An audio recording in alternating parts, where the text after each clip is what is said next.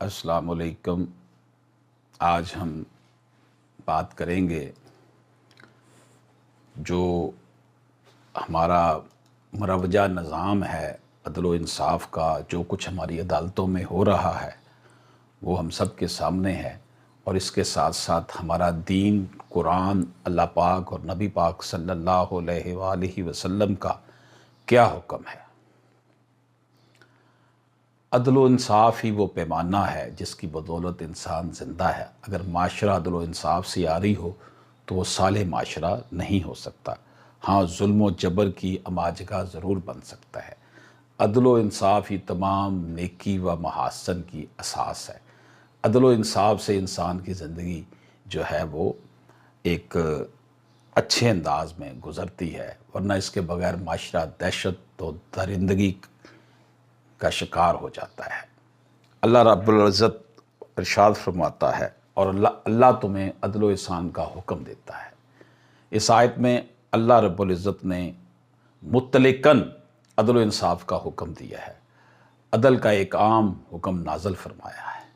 عدل سے مراد یہاں عدل مطلق ہے، جو فرد کو بھی شامل ہے اور معاشرے کو بھی، یعنی ایسا نہیں ہے کہ اللہ تعالیٰ نے کسی خاص مقام اور کسی خاص جگہ کے لیے اور کسی خاص انسان کے لیے یہ حکم نازل فرمایا ہے، بلکہ مقصود یہ ہے کہ انصاف زندگی کے ہر شعبہ میں بادشاہ اپنی رعایا کے ساتھ انصاف کرے، رعایا اپنے بادشاہ کے ساتھ، مالک اپنے ملازم کے ساتھ انصاف کرے، ملازم مالک کے ساتھ، آقا غلام کے ساتھ انصاف کرے، غلام آقا کے ساتھ، استاد اپنے طالب علم کے ساتھ، طالب علم اپنے استاد کے ساتھ، والدین اپنی اولاد کے ساتھ، اور اولاد ماں باپ کے ساتھ، شوہر بیوی کے ساتھ اور بیوی شوہر کے ساتھ انصاف کرے۔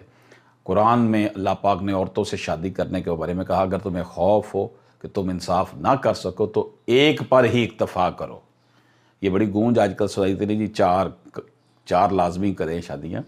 بھئی اگر انصاف کر سکو، وہ چار کی اجازت ہے، چار کرنے کا حکم نہیں ہے۔ دوستو، اگر فیصلہ کر تو ان کے درمیان عدل کے ساتھ فیصلہ کرنا، بے شک اللہ عدل کرنے والوں کو پسند کرتا ہے۔ سورہ المائدہ میں اللہ پاک نے یہ فرمایا ہے۔ عدل کے حوالے سے حضرت ابو بکر صدیق رضی اللہ تعالیٰ عنہ کو وہ خطبہ معاشرے کے ہر بااختیار کے لیے مشعل راہ ہے، جس میں آپ نے فرمایا، تم میں سے ہر میرے سامنے کمزور ہے جب تک میں اس سے کمزور حقدار کا حق واپس نہ دلا دوں۔ اللہ رب العزت قرآن مجید میں فرماتا ہے، جب بولو انصاف کے ساتھ بولو، اگرچہ عدل و انصاف کے لیے تمہیں اپنے عزیز و اقارب کے خلاف ہی بولنا پڑے۔ عدل و انصاف کی راہ میں عموماً دو چیزیں رکاوٹ بنتی ہیں، عداوت اور قرابت، یعنی انسان کبھی کسی قوم یا کسی فرد کی عداوت، دشمنی کی وجہ سے ناانصافی کر بیٹھتا ہے، یا پھر اپنے کسی رشتہ دار کی وجہ سے ظلم و ناانصافی کرتا ہے۔ میں آپ کو یہاں پر جو بات عرض کرنا چاہتا ہوں کہ دین تو کسی سے بھی ناانصافی کی اجازت نہیں دیتا، اور ہمارے یہاں پر یہ ہوتا ہے کہ جب بھی خاندانی جائیداد کا تقسیم کا معاملہ آتا ہے تو اپنی ہی اولادوں کے درمیان تفریق پیدا کر دی جاتی ہے۔ عام طور پر ہمارے اس خطے میں بیٹیوں کو محروم کر دیا جاتا ہے جائیداد سے۔ اگر وہ جائیداد مانگے تو کہا جاتا ہے کہ یہ اب ہمارا مرے کا منہ نہ دیکھے، یہ بہت لالچی ہے، حالانکہ یہ تو اسے اللہ نے، قرآن نے اس کو یہ حق حاصل کر کے دیا ہے۔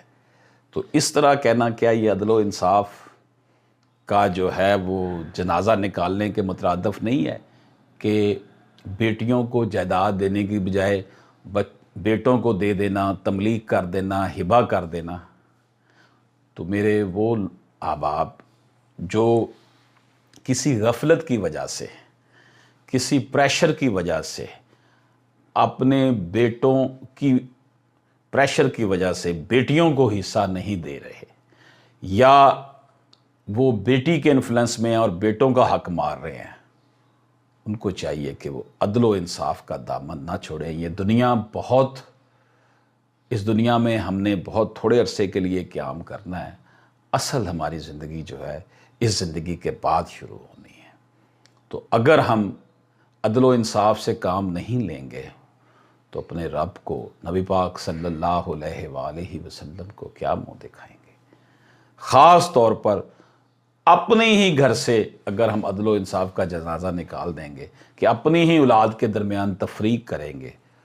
اسلام نے عورت کی انفرادیت ہمیشہ برقرار رکھی ہے، باپ کے گھر میں بھی، شوہر کے گھر میں بھی، اور عورت جو ہے اس سے حق چھیننا وراثتی جائیداد کا کتنا بڑا ظلم ہے، اور یہ گناہ کبیرہ ہے، اور یہ ہمیشہ کے لیے جہنم میں ڈال دیا جائے گا اسے۔ اس لیے ہمیں چاہیے کہ ہم اپنے معاشرے میں، اپنے ارد گرد اور اپنے گھر میں یہ بات پیش نظر رکھیں کہ کیا ہم عدل و انصاف سے کام لے رہے ہیں۔ مسلطوں کا شکار ہونے کی بجائے ہم نے صرف قرآن، اپنے رب نبی پاک صلی اللہ علیہ وآلہ وسلم کے فرمان کی پاسداری کرنی ہے۔ اجازت دیجیے، اللہ حافظ۔